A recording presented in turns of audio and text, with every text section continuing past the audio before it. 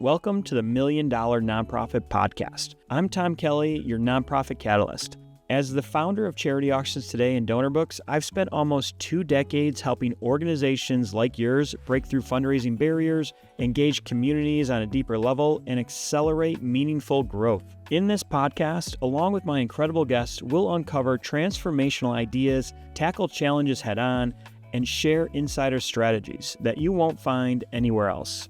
Each episode is designed to take your nonprofit to the $1 million mark and beyond, because impact doesn't scale by chance, it scales by choice. So let's get started. Jessica, thank you so much for being on the $1 Million Nonprofit Podcast today. Awesome, Tom. Excited to be here. Thanks for having me. Yeah, so today we're talking about, how a nonprofit knows if they're ready to start accepting grants. And, every nonprofit I feel like at the beginning is like, hey, grants, free money. But it's more than just being able to capture money. It's funny, actually, I help high net worth individuals set up family foundations. And one of the first questions I get is, hey, can you set me up or get me grants? I'm like, it doesn't work that way. It's not just free money. So, how does a nonprofit, or how do you teach nonprofits and assess them to see when they're ready to start maybe going after maybe their first grant? So it's a great question. I often think that we rain on more parades than not. We seem to be, as time has gone on, we've been doing this for over a decade. And as time has gone on, we seem to be more in the business of telling people not to do it, or kind of advising people, than we are in, supporting, just helping them do the grants just because they, think there might be grants out there, or they have some grants that they'd like to go after. The thing is that grants are a very powerful tool. As you mentioned, foundations exist in varying capacities that have the ability to grant in some cases, significant amounts of money to organizations who have the ability to showcase through both narrative and data of both impact data and budgets to say, like, here's what I could do. Similar to if you went to a bank and you said, hey, I want to start a business, and here's what I've been able to do, so far. And this is why you should trust that if you give me the money, that it'll make a great investment for you.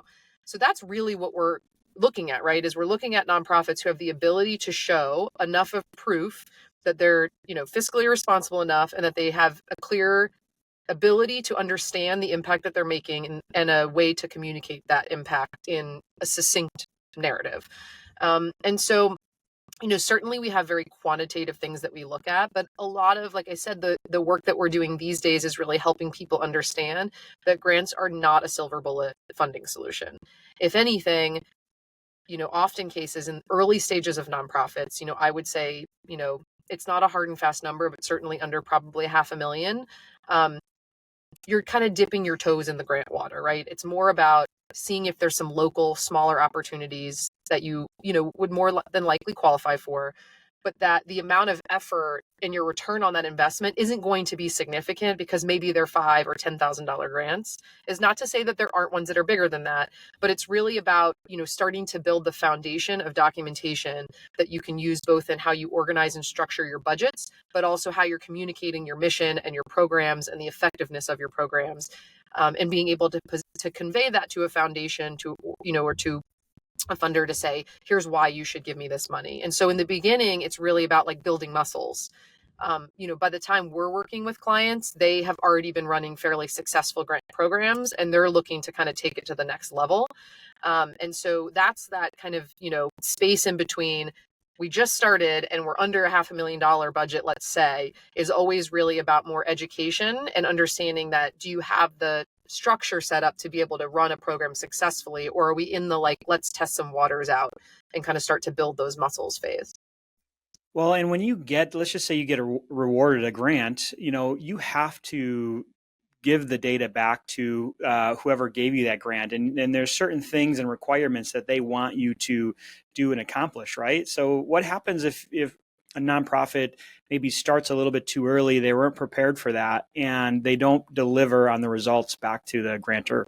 Such a great point.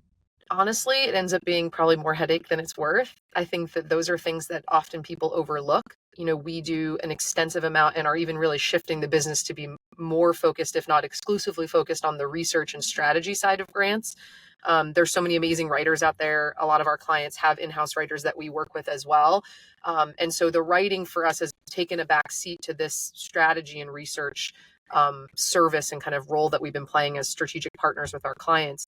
Reason being is number one, the eligibility for a grant and understanding if you're, the criteria and if you're even eligible is like a whole job in and of itself. And then knowing what you're able to use the money for if you are awarded the grant, which in many, if not most cases, is pretty restrictive. It's not like you can get this money and then just spend it however you want, right?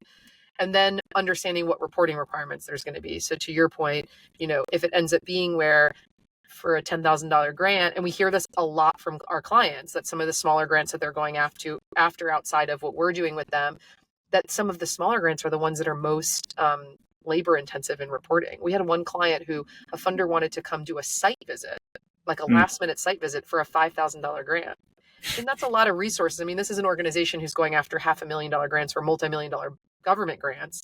And there's this funder who wants to get, come have their whole operation stop to walk them around the site and answer all these questions for a $5,000 opportunity. And so I think it's really about having a system and a process in place to be able to analyze all the opportunities that are out there and determine for the effort of time and money that will go into it, will it be worth it for what you could potentially get, knowing that you won't even get all the ones you apply for. So, making sure we've had clients who got grants and turned them down because the reporting requirements ended up being so stringent that it wasn't worth it to even, to take the award. And, with the, time requirement and the resources that the nonprofit has to, put towards just fulfilling the grant after they get it, you said under $500,000 in, revenue for the nonprofit is kind of, maybe you're dipping your toes in the water. Is there a number of employees or volunteers or support that a nonprofit should have in place ahead of time before they start to kind of go down the, hey, let's start applying for grant stage? Yeah, it's another great question. I would say for us, we really look at an organization who has, the number is less important than the power behind the number, like how that's utilized. We have, we've seen organizations who are huge that aren't running as efficiently as really small organizations with, a really tight team and maybe a handful of volunteers. What we really look for and kind of emphasize is the strength of your development team. Depending on your size and your structure and how you're operating, if you're operating really efficiently, it could be one or two people who are kind of, tackling the key pieces. You need to certainly have somebody, which sometimes comes from the program side of things. Sometimes it comes from the development side, who's like has a really good grasp on the programming and will have the ability to report back a lot of those, reporting requirements that the funder's going to ask for if the grant is awarded. But even before, there's so much emphasis on the getting the money and what happens after the money. But it's what are you doing to get the money, right? Like it's not a given that unless you were invited and it's like, hey, we want to give you this money, but the grant is a formality, which is not as often as nonprofits, as you can imagine, are going after. You're replying to, in most cases, a public request for proposal, right? Or at least something that many other nonprofits know about. And so we feel like the most important thing is to have the resources and a process to have somebody on your side that can really be dedicated to building relationships with those funders. It's the same thing as major gifts, which is why I often tell smaller organizations, for the amount of work you're going to have to go into and put into to go after this grant, if you're not eligible yet for sizable grants, it most likely is more beneficial for you to dedicate that effort into relationship building and starting to build a major gifts program than it is to try to go after grants and not work on the relationship building, most likely or possibly not get those grants and then still not have a major gifts program, right? Like, so it's really about kind of the order that you do things. But I would say that relationship component is a huge piece of it that is very often overlooked, especially in grants, because I think sometimes people, because it's not individuals that are giving the money, they don't think about the fact that there is an individual deciding whether they're going to grant the money or not. And so finding out who that individual is or that group of individuals and building a relationship is really important. And when you want to build that relationship with that individual that is potentially giving you the grant, is that because you want to go back year after year and ask for another grant, or when that project or grant is fulfilled, going back for a second? It's not a one and done, it sounds like. Basically, like you build a relationship, you get the one grant, you kind of want to keep coming back if there's potentially more money available, right? Yeah, I think it's both. I think it's, I always say, like, I think we overcomplicate it sometimes, that it's really like a friendship. right? Like if somebody you've never heard from before, like calls you up and says, hey, can you do me a favor? You're less likely to say, I don't even know who you are, right? Maybe they have a compelling story. Maybe it's a stranger on the side of the road who says like, hey, my car broke down and I have a 3-year-old and you also have a 3-year-old. And so you're like, gosh, if this happened to me and I had my 3-year-old in the car, that would be stressful. So maybe you're more compelled, right? Those are all the starts of finding these commonalities. As time goes on, you think about who are the people who you're in your life who you're most willing to do kind of anything for. It's the people who have built relationships with you, and it's, they're supporting you in the things you need as well. And that's kind of the, treat it like a friend. And if it's in the beginning stages of a friendship, which it is if it's a cold opportunity, right? Like you probably don't even know this person, then you're exclusively building the relationship on a commonality of mission. So this funder's job is to grant money based on the organization or organizations they believe are best suited to deliver on their mission, which is, solving X issue, right? Or helping to eradicate or to improve the conditions of certain communities or issues. And so your job is to figure out how your organization fits that need. Hey, I understand, and I've done some research, and and our team helps with this. Is kind of like, here's who they've given money to in the past. Here's the stuff they're really passionate about. Here's how their funding priorities have shifted. And so you can really lean into that and say, hey, I've noticed that you're really investing in early childhood education in these communities. This is what we're doing to improve early childhood education in those communities. And maybe that's only a portion of what you're doing, but you're finding these commonalities, right? Like you wouldn't go hang out with a bunch of friends who are into the theater and then walk into this room and be like, hey, did you see the football game last night? Because that's not what they're, even if maybe some of them do like it and you like theater and football and cooking, you're going to find the thing that makes you most relatable to this group to build a relationship and build a conversation. It's the same principles apply to, because at the end of the day, it's all still humans, right? Yeah, and you mentioned something earlier. So that's like the rapport building, almost the sales side of things, right? Yeah. You have to build that relationship. But earlier you said, like, is it just worth it to have this grant? Can you just double click on that and just maybe give some examples of grants that just aren't worth it? I know you mentioned one earlier where, like, for a $5,000 grant, they wanted you to basically stop your whole operation for a day and walk them through. Are there any other examples of some grants that just might not be worth it?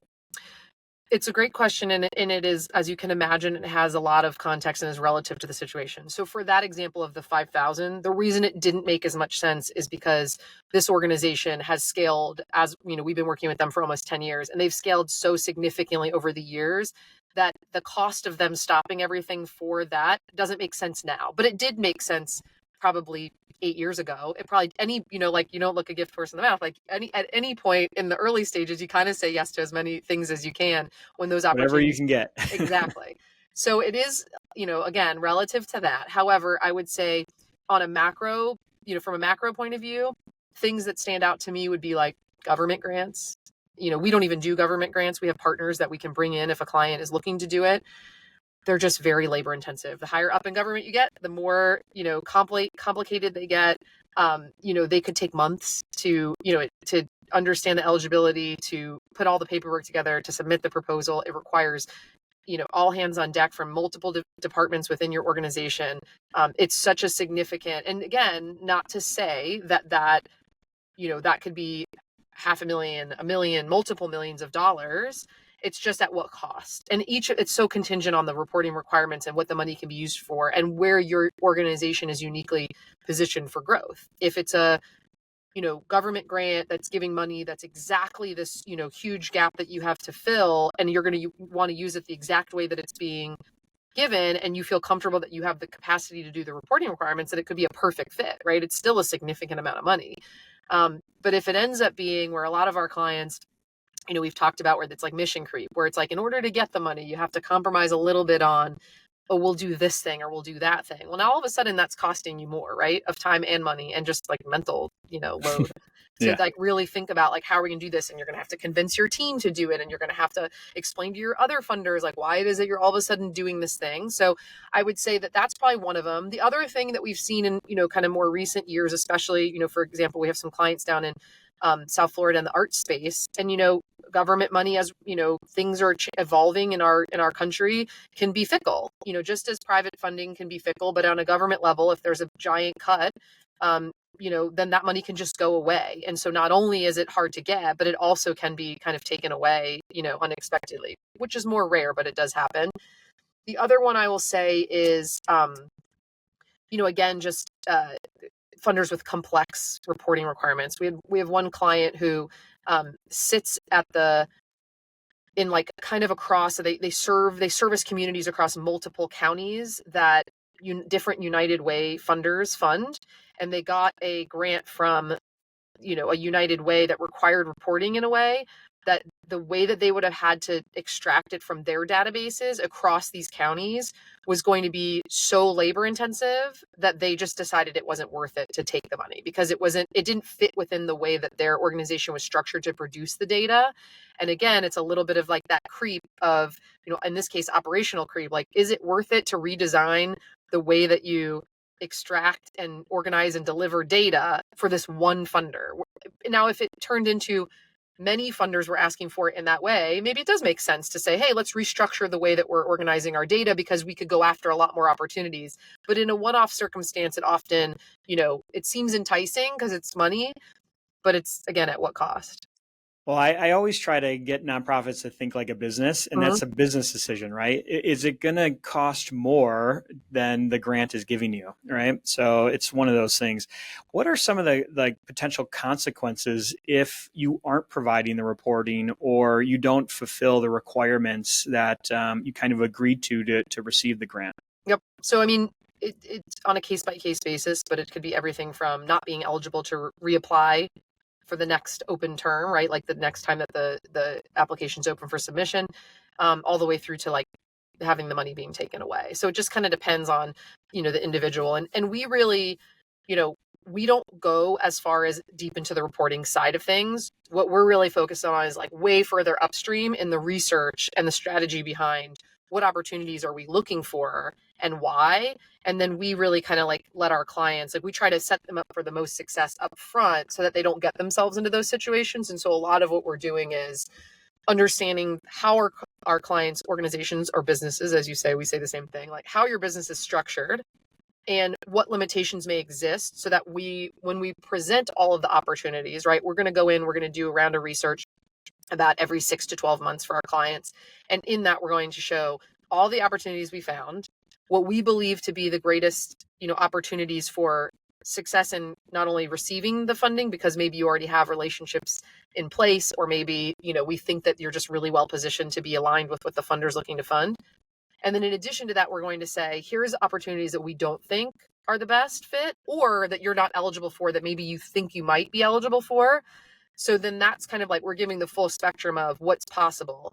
And in that, it allows our clients to be able to say, is our overall fundraising strategy aligned with what we're finding in the grant space? Because we also often find that clients are either over or underinflating what they're able to secure from grants. And if that's playing a significant role, if that's representing 30+% of your budget, and you think you can get more than you can get, or you don't realize you can get more than you thought, then that's going to be, right, talk about sales. It's like you don't have a pipeline. So like you're trying to sell $1 million worth of product and you only have a $500,000 in the pipeline, and you're not even going to sell all that, So it's really like we're trying to get really far upstream so that our clients don't get themselves into situations where they happen themselves into some money via a grant that now is going to be impossible or very labor intensive and cost intensive to report on.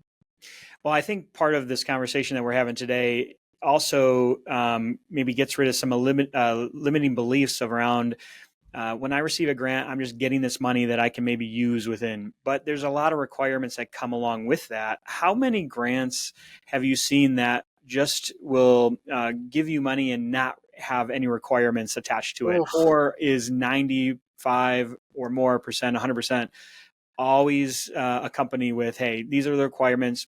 We're going to need this information, this data back for the money that we're going to be granting you? That's a great question. Well, I wouldn't quote, because, I would get it horribly inaccurate, but I would say it's not 100, but it's closer to 90 than to 50, right? Like it's definitely, it's so predicated on this, specific vertical within the sector. It's predicated on, different markets. I think that there's certainly some more innovative funders as this kind of concept of trust-based philanthropy, and then now like big bet philanthropy with the Mackenzie Scotts of the world. And, that I think that we're heading in a direction, and I think the world and where technology is kind of will start to be able to support that there will be ways to reduce the kind of criteria and limitations on how money can be spent, because there'll be a better way to understand the impact that's being achieved. But, again, it's frustrating because I know a lot of our clients with such amazing missions and ability to deliver on those missions and create such impact are so limited by how they can spend money in certain areas. It's getting better, but it's still really challenging. It's very challenging for clients, for our clients, for organizations in general, to get capacity building money.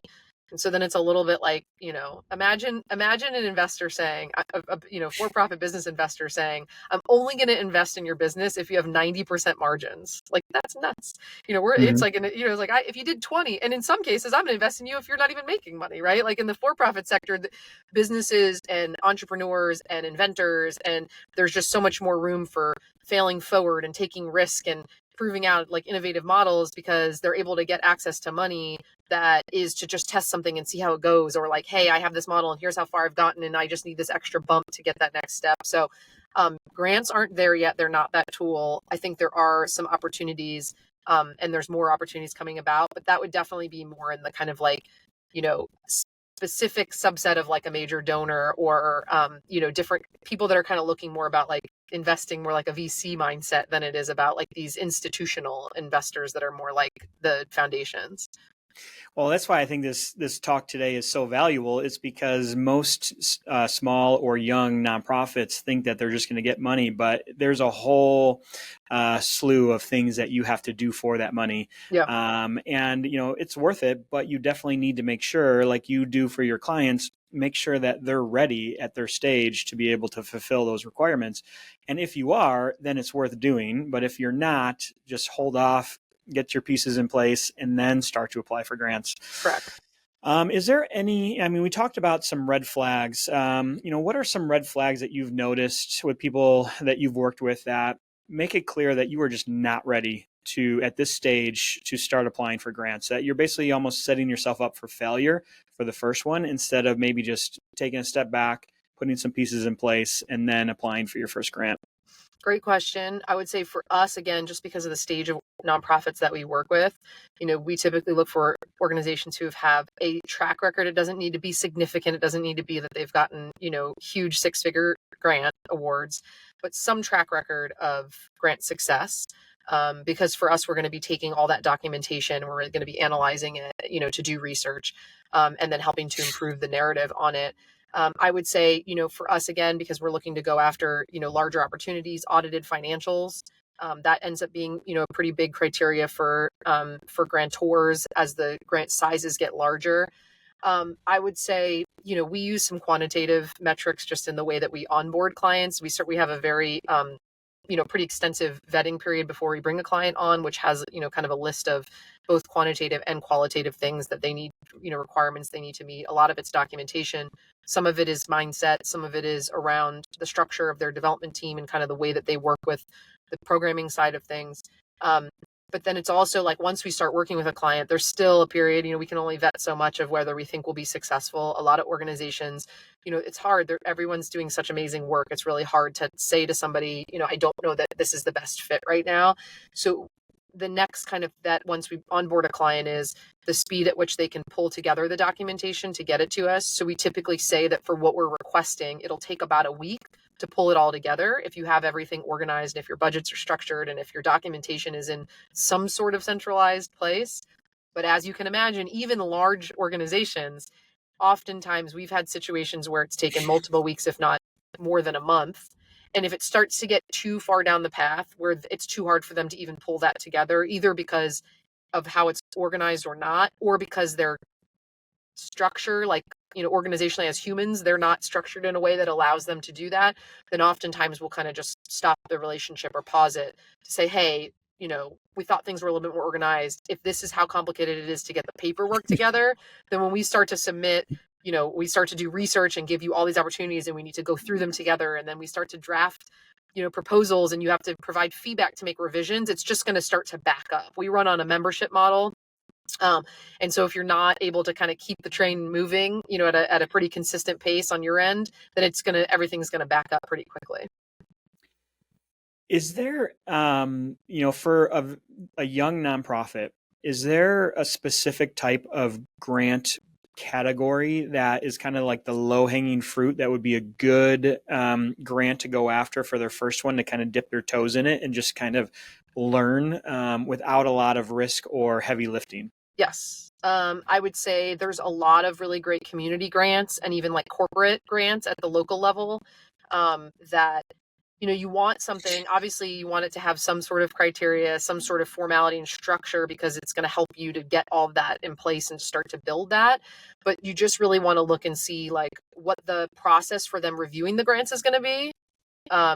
And then also like who they've granted in the past, like how they kind of give them out. Does it end up looking like it's the same like 5 organizations all the time? So is it, and then focus on the relationship, talk to somebody at that organization, really understand like what they're trying to accomplish with their grants, right? Because that's again, not to, reiterate, but like that is a piece of it, is that they have a business goal. These foundations have a business goal for why they're giving out the money. And so really intimately understanding why that is another great skill set to kind of build, a muscle to build. And then just as we've talked about, quite a bit, is like really checking out the reporting requirements, because there's nothing worse, even though, I would say most money is good money, but some money, it's like if you end up having to do so much work after the fact, then, that would just be the last check. Well, and especially if it's only you, if you're the original founder, you're the only person that's, kind of putting in the work and the time in the foundation. You don't have, you can't help anybody else that your mission's there to help if you're constantly focusing on reporting and fulfilling all the requirements for a grant. So, trying to find somebody that could be dedicated to just doing that would, pretty much be the first step. What advice would you give a nonprofit that's just starting out? I know we just kind of gave some low-hanging fruit, but is there any other advice, before even kind of going after that, that could maybe help them, that they can start to think about now that will help prepare them for just knowing that they might be ready for going after their first grant, or anything that they should make sure that they have in place? It's a good question. It's kind of like if I asked you, like, what advice would you give for someone who says, I want to start a business? Well, I would say, what my answer would be is just do it. Just do it. Stop thinking about it. Yeah. Gosh, there's so many things. I mean, not to go, because it's not like we kind of already touched on, like, what are the requirements? What are the documentations? What are the things to look out for?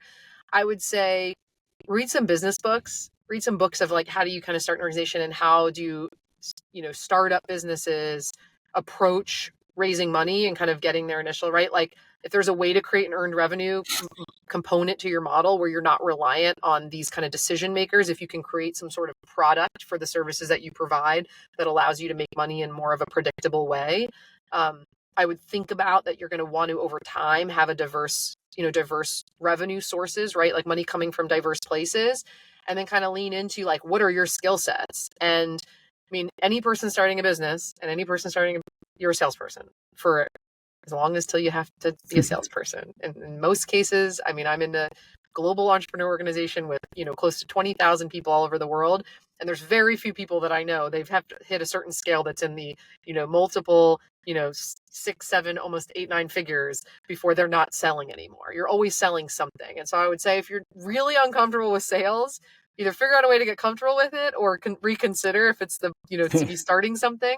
And I would just say start building relationships. I think that the world's always been built on relationships, but I think especially after the past 4 years and kind of getting back to a place of like, we were so disconnected because we had to be, and now people are feeling like really yearning for human connection, that I think we're in like back in the golden era of relationships. It feels like we just get so much,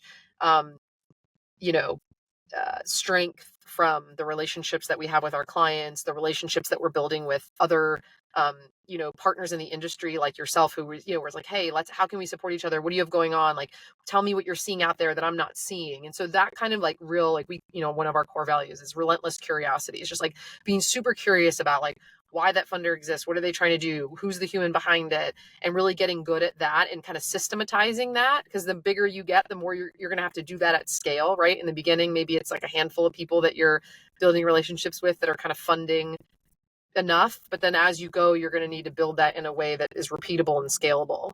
But yeah, I would say business, we do that. We, the same way how you mentioned is like, we talk about everything as a business, and there's so many great business resources for like how to kind of start from zero to, to get to that place where you can start to hire people that maybe would love to do something that you don't love to do. Yeah. And I think you kind of hit it right there too, is your net worth is a direct reflection of your network. So if you got to build those relationships, you have to just get out of your comfort zone and get into the circles of potential organizations or businesses or people that have the funds to be able to support your organization in the form of either direct donations, sponsorships, or grants. Well, this has been great today, Jessica. How can people get more information about what you do? I mean, this is your world, right? You help organizations, apply for grants, get grants, grants and grant writing is everything that you guys do, and Yep. you do a great job at it. How can people get more information on what you do and kind of get into your world to just kind of learn more? Yep. So checking out our website is always a great start. onedegreeimpact.com, spelled ONE. We're on various social media sites, which are all on the website, but LinkedIn, Instagram, Facebook. We're always putting out like a ton of great content as far as blog posts and tips for really specific things or kind of macro viewpoints on like what's going on with funders, what's going on in the industry. And then I'm always like, I love direct connection. So if you want to email me, it's jessica@onedegreeimpact.com. But again, we love to hear from organizations with really strong missions that are just excited about the impact that they're making in the world. So thank you so much for having me. And hopefully this was, value add to anybody out there listening. Oh, it for sure was. We'll make sure to include all your links in the bios and the descriptions below. But Jessica, thank you so much for being here and sharing your wisdom, and can't wait to have you back on in a future episode. For sure. Thanks, Tom. Thank you for tuning in to the $1 Million Nonprofit Podcast. If you'd like free resources to take your nonprofit to the $1 million mark, visit realtomkelly.com/playbooks. And because I'm committed to helping nonprofits maximize their impact and reach as many people as possible, contact us at hello@realtomkelly.com to explore bringing me in to speak at your next event. And as always, I'm looking forward to sharing more transformative insights with you on our next episode.